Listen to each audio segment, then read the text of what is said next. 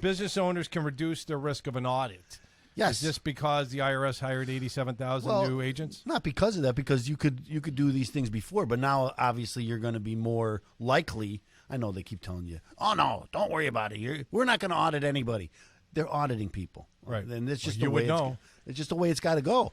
First, you got to think about it. How are they going to train all those people to go after the 400,000 or more people? Well, they don't start there, right? They're going to hire someone. They got to start training them. Well, how are they going to train them? They got to train them on the easier cases. The easier cases are people less than 400,000. It just makes sense. How can you avoid it? The answer is you can't. But by the time they do it, because it's going to be a year, 2 years, 3 years before they really get ramped up. Janet Yellen and all these other politicians, they'll be gone. So when you call, you won't have to call them on it. Like, hey, you said you weren't going to audit us. Oh, well, I was wrong. No, the regime.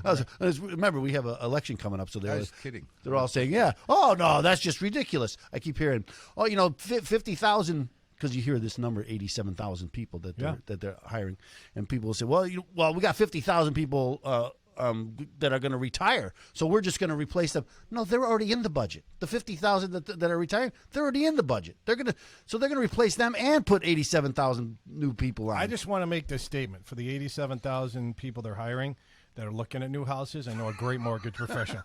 So what about? I think that's a good. That's a good market. That was a good segue. So how can business owners reduce their? Well, first, who pays the most in taxes in our society? Business owners. Yeah. They pay the most. Many small business owners don't take advantage of the tax code, right? There's lots of things in the tax code that can help you avoid taxes. You're not evading taxes. You can avoid taxes. That's totally legal to avoid paying taxes legally. Right. But they don't use those statutes, the rules in there, for their own benefit, and they don't structure their business correctly, right? So I'm too small, I'm just going to be this sole practitioner. Well, then you're paying a self-employment tax on 100% of your income, and that's another 15%. And what you're saying is there's ways after Exactly. it's like Ray Kaplan, right? Yes. You could go get your student loan and go through FAFSA and not know all of the different opportunities out there that you could get scholarships and rebate and discounts and all this stuff.